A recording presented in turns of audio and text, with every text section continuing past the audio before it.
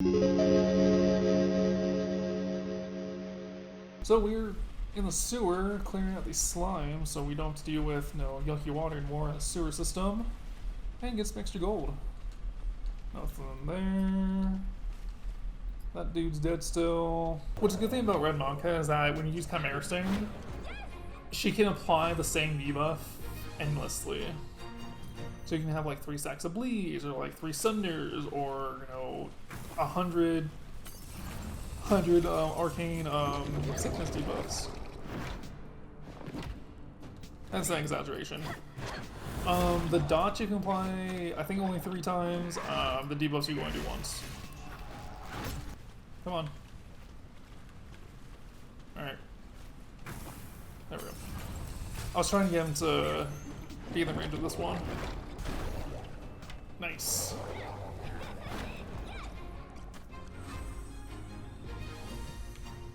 No, there's a slime. Okay. So, you come upon an alchemist makeshift workstation and bottles. He's learning a note that says, "Do not touch." And he's like stalking me right there. He's like honestly waiting. He's like, "Come on." So I know you're there too. Let's just get this over with. I don't think there's anything over here. And I stand fucking corrected. Actually, no, I'm not. I was right all along. Nope.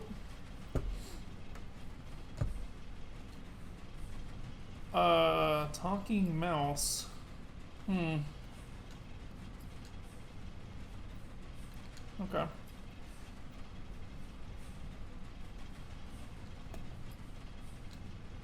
Oh, this is Max. There's gonna be a skeleton. That skeleton is Max's lab teacher, alchemist teacher. The person who teaches him alchemy. And he's like, "Oh, I fucking hate Max. Max is useless." And then he dies, and Max is turned to a mouse. Max scurries up the plate and begins lapping up the potion. Yeah, that can't be good. And he has left the party. He's swallowed a ring. Oh, okay. An inscription on the inside of the ring reads, "For my huntmaster." How Max got a hold of it is anyone's guess. Uh-huh. Okay. Give that to Gully.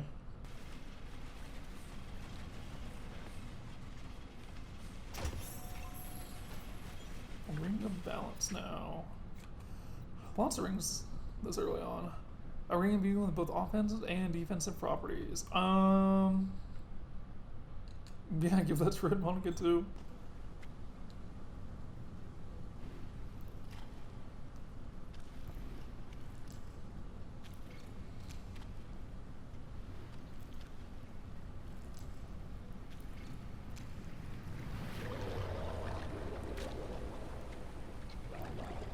Oh, that's nasty. Trial by the gods. Oh, God. That's nasty. Straight up.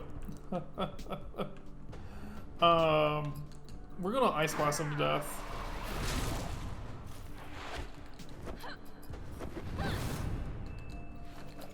And let's go and Creeping Death. Get that dot off. Now, see, if we keep doing Creeping Death, it won't apply 3 different stacks. It's gonna be just 1 stack that's gonna refresh itself. Yeah, I learned that the hard way. Oh, nasty. You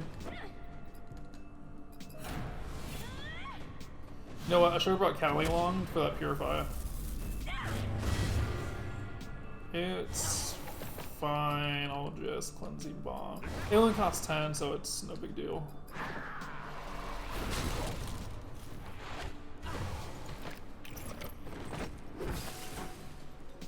I think healing effects are reduced. Yeah, he reduced by 50%. That's super.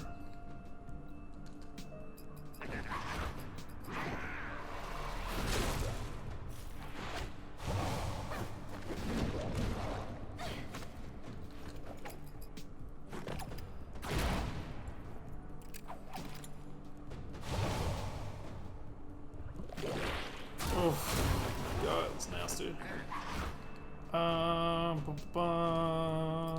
Mass heal. And you might have to do this every other turn, which is it's not the best, but it's fine. Oh, that did not heal us at all.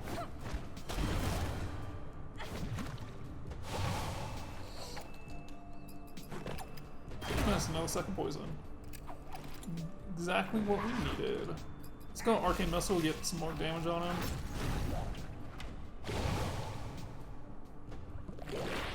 Alright, good. Exactly what I wanted. We're going to protection on ourselves.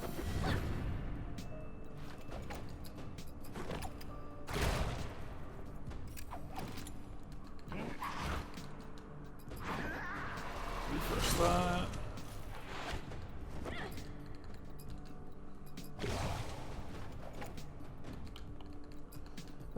Let's go reapply Creeping Death.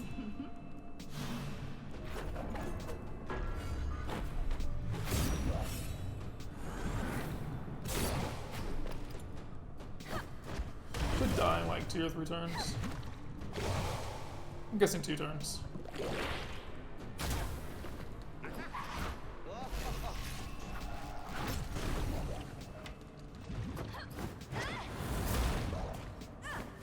Yeah, we got this.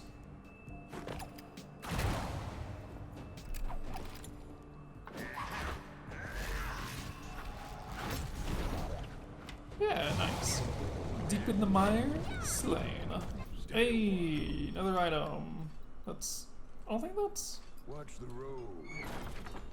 Yeah, it's exactly what we have on. Come on. Let's rust up.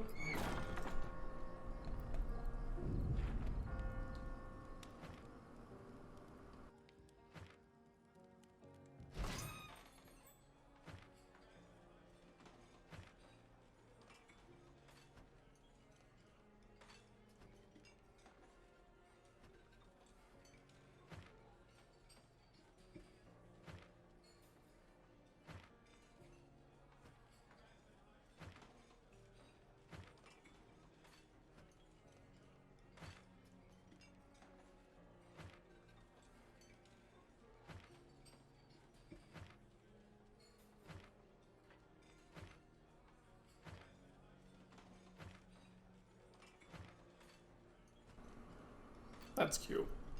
That's really touching. So that brings up the point, like, how did, well, I mean, it's kind of explained that they met through, that one night, but, like, let's do this and I'll explain my theory. Ooh, we got Goalie's ultimate. Let's see, for Callie, we need to go to the Moors. For Garrison, we need to go to the arena. For Noland, we need to go to the Enchantress. Monica, we need to kill bombers. Greetings again. Bye. Yeah, time warp spell. So the time warp spell basically allows us to go 3 times in a row. I'm with Nolan. All right. We'll gear optimize later. Right now, we gotta go Death Watch. Alrighty, where did Alumon go? Interesting. Okay. Ooh.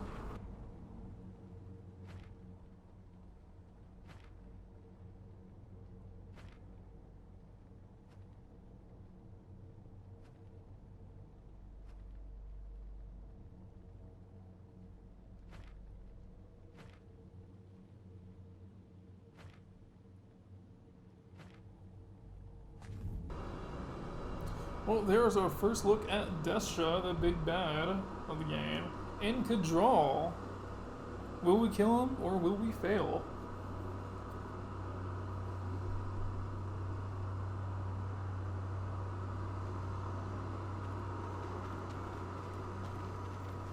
So before we go to Dead Watch, we actually will get some supplies and we're going to get some chests.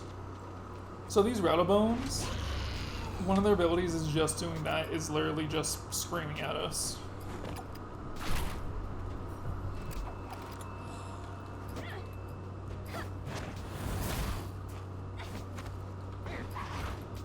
Yeah, until level 15, Nolan's damage is kind of subpar.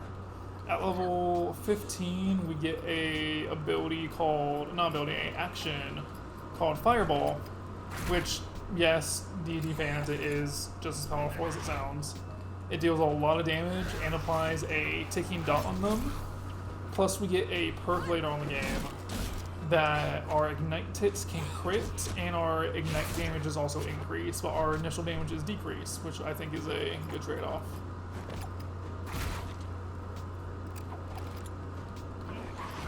For Red Monica level 15, she gets a ability called Wild Shot, which deals damage twice, so it potentially hits up to 2 targets.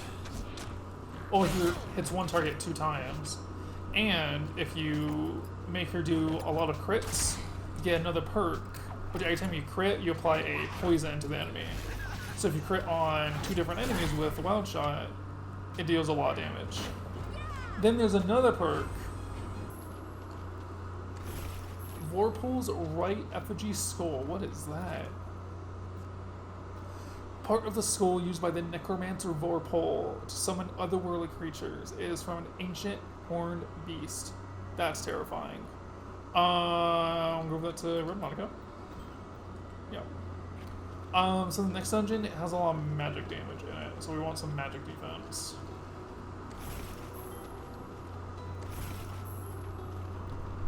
And if you remember from our trip to the Iron Outpost, the Necromancer that we released, we will also be seeing them in this dungeon. Let's go and just kill the spider. But let's go do his volley move first. Oh, piercing. Interesting. That was always the volley move first. And it gets rid of our stealth, so now we don't have the extra damage. That's super. I love it. Oh, it's a lot. Okay, it's just an Avenger.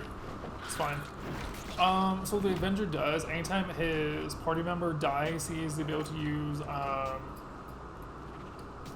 Revenge Strike, or I think it's just called Revenge, which deals a lot of damage.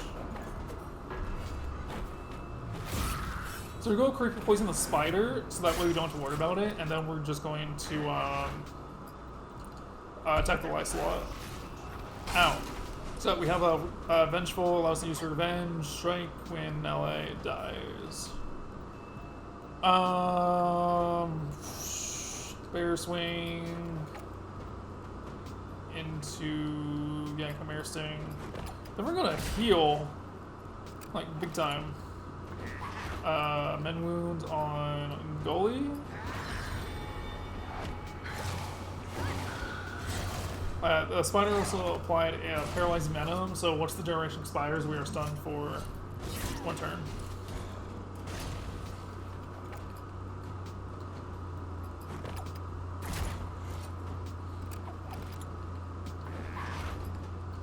Yeah, mana's not really an issue knowing when a party member's going to die. Ooh! Nice dodge.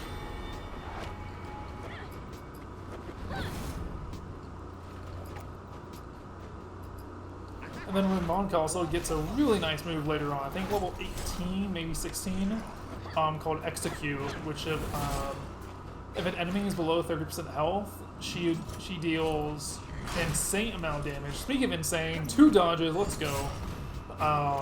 And then you get a perk, which increases that threshold from 30 to 60% damage.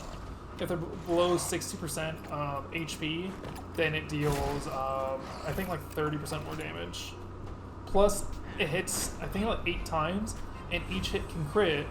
And if you have the crit chance to apply a poison, you apply immediately, like 3 to 4 poisons, like minimum. Also, Nolan, with the Arcane Explosion, man, we got a lot of things, damn. So Arcane Explosion, super nice ability. It deals 151 magic damage to an enemy if they are under an Ignite, Chill, or Arcane Sickness.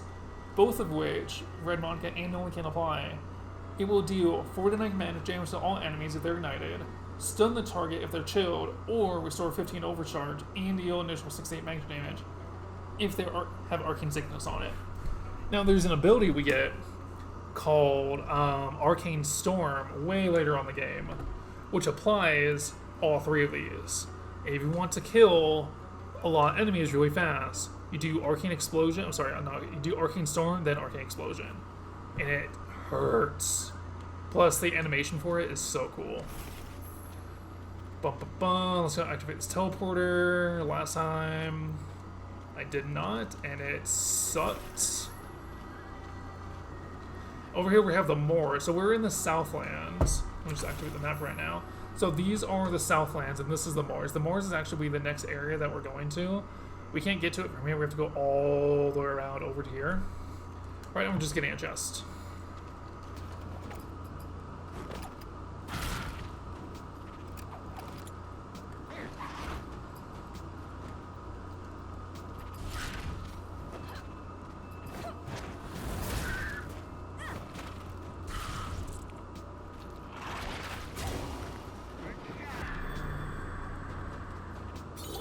Yeah, so Nolan isn't the best healer unless we spec him into the healing tree, which actually I don't...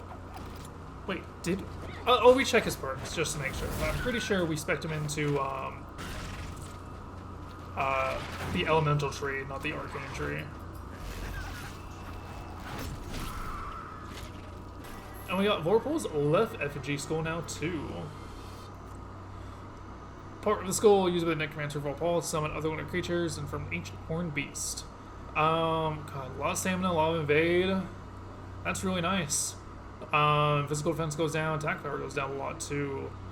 That might actually be good for Alimon. So we're gonna put on Alimon once we get him.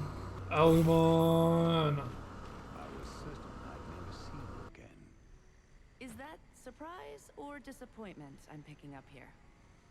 Relief. Destra's here, in Deadwatch. The foul stench of her sorcery is unmistakable. Before we go another step, you're gonna tell us exactly what you know. To the extent that I can, I will. Destra was an agent in Varys' army, one of his closest generals, one of his most powerful. Varys? The mage turned vampire lord? Yes. Haven't heard that name in some time. Quite the monster, that one. But his reign ended years ago. Just up and vanished one day. Vanished? No. The threat of Varys is still very real. We believe he's simply hiding. We? My order has hunted Varys and his kind for generations. My grandfather first slew Varys, as did my father before me. So you see, it's become a bit of a family tradition. Then Varys is immortal. Precisely. Or he was. From all I have learned, it's clear his powers have waned. If I'm right, we may be able to destroy Varys for good. And you think Destra knows where he is? Yes, but her army grows with every moment we waste. We must hurry. Then let's go. She's got a lot to answer for. So I'm not gonna go into there. Alimon is a vampire hunter, essentially. Castlevania references for anyone who cares. I care because I love Castlevania. Jonathan and Charlotte #1, Portrait of Ruin, can't change my mind. So Alimon is just a vampire hunter, and he hunts vampires, evil creatures, that kind of thing, just like the Belmonts. Destra wants to seize control of the island, take over the world, and overthrow Varys, actually, and take over, or not take over, but seal Cadral, so that way she can give to Varys, and then Varys will have power, and then she's going to kill Varys and take over his power. Kind of like a sick power gain, in a way. The Dead Heart is a planeswalking artifact that allows us to traverse planes. We only use it, in Dead Watch and in the Banon Cave as well. Did it hit a night home? But yeah, that's that. Elemon's joined the party! Oh! So, get rid of Gully. Alemon level 17! Look at that! Love it. Best character. Well, my favorite. My official favorite character. Just because of his aesthetic. He's so cool. I love him. If anyone has any Alemon art, please send it to me. It's not explicit, please.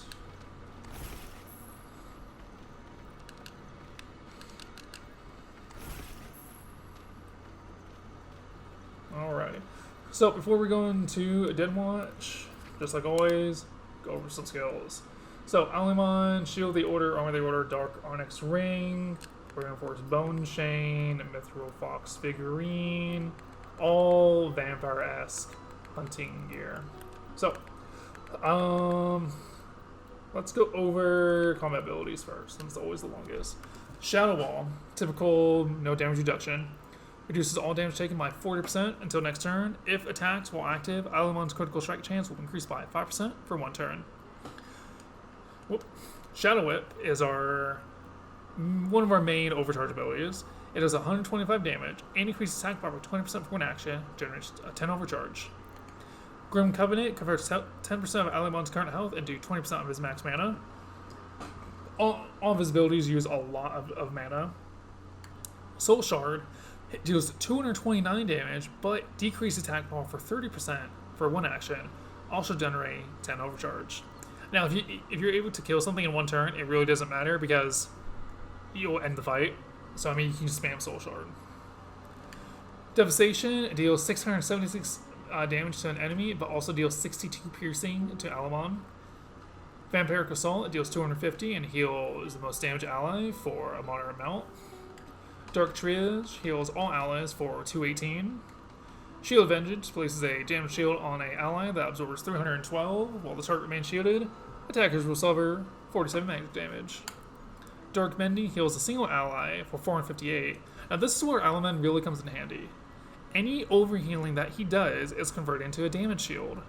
So him, along with Callie and Gully, you can't die because of the massive healing and the shielding. Like, you'll never not have a fight where you're at least covered in like half your health and shields. It's insane. Dark Blessing just removes 1 debuff from each ally, and if debuff was removed, increase their attack power by 15% for 2 actions. Sanguine Embrace heals all allies for 260 health, and any overhealing will be converted to a damage shield. Blood Boil deals 312 damage, magic damage, and the target has unaffected Ignite. Only it Ignite. There's no perk or talent or anything that will change it. It'll be a guaranteed crit. Soul Stagger deals 104 damage and removes 1 buff from the ally and applies Arcane Sickness to them. Increases magic damage taken by 20% for 3 turns. Doesn't stack. So you can potentially do 25% for Red Monica, 20% from Alemon, and then the 10% from Nolan. You're looking at 55% increased magic damage taken. Blood Frenzy, I really only use this maybe once or twice throughout the game because it's not super useful, but if I just need like something to die quickly, I will do this. Increases the attack power of all heroes by 30% for the rest of combat or until dispelled, and anyone with the spell will also lose 5% of their max health each turn for the duration. So 5% of your max health, I mean, it's not a lot, but when you have a dot on you or you get hit by like a crit or something, now all of a sudden you're at 13% of your health, and in 2 turns like you're going to die because you have a dot on you. Like, no one has any overcharge to spare. I mean, you could use mana, so it's not really a huge issue. And plus, if you have 2 healers, again, not a huge issue. But it's like, you're gonna die if like you don't get healed like ASAP, and it's just a mess.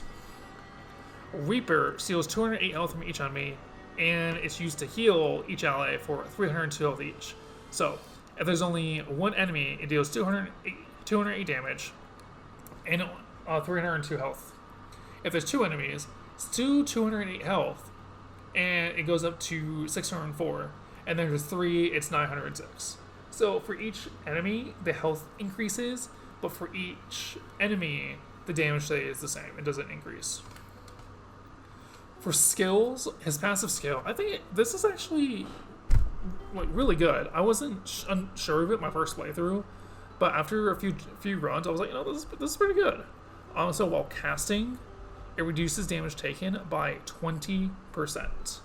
So when he's casting a spell, when he's charging up a spell, let's say he charges up for 2 turns, and he is taunted, then he automatically gets 20% damage reduction without any interruptions, and it's a lifesaver. Especially when he has like 20,000 health, like you just can't kill him.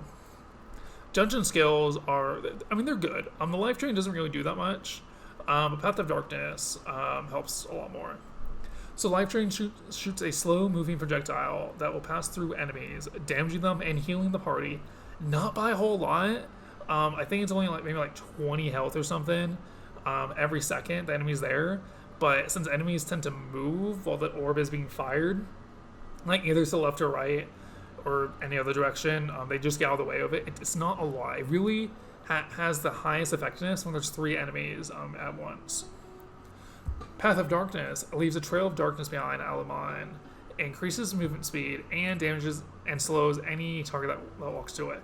So what you can do is fun combo. You can Path of Darkness and get some enemies to follow you. They're in the Path of Darkness path, so they're slowed. Life drain them. So now, potentially, they're still taking that 20 damage, but they're getting hit more and more often each time. It's pretty useful with that combo. But by themselves, not so much. Perks, though, we have Shadow and we have Blood. Blood is made for healing, Shadow is made for damage. So, for Alumon, I like to go more Blood, just because of the supreme amount of healing that he can do. Plus, Soul Shard is pretty useful. It reduces attack power penalty from 30% to 15%, so that helps a lot. So we'll do that and that. Now let's see. We're going to do Patch Up as well, along with Healing Power rank 1. And let's increase that stamina. Yeah, might as well. 1,500 health. Can't complain about that. And we already have a Healing Mastery, so our healing is increased by 6%. Plus the Healing Power right here, that's 10.6 now. Plus an additional 18.6%. That is 29.2% increased healing. That's almost 30% increased healing just from perks. And with Patch Up, our party is healed by 70 health each at the end of each fight. With that, 30%, half is 35, 30. So we're looking at about 95 health, like 90 to 95 health at the end of each combat. Plus, if they don't get hit, like, they'll never die. With Shadow, we just have some defense things as well. Actually, critical hits might be a little more useful, just because it heals the most wounded for 193. I'll just stick with Blood. Yeah. Actually, I want to look at his perks real fast.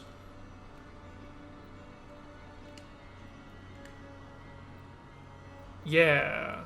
Cool. Alright. So yeah, Nolan. Okay, he's an elemental. Weird. We got 6 points to play around with, too. Let's do Arcane Defense, too, and Magic Defense up. No. Actually, no. Yeah, I read that wrong. Let's do Arcane Health, so we have a little bit more health, just something a little more to play around with.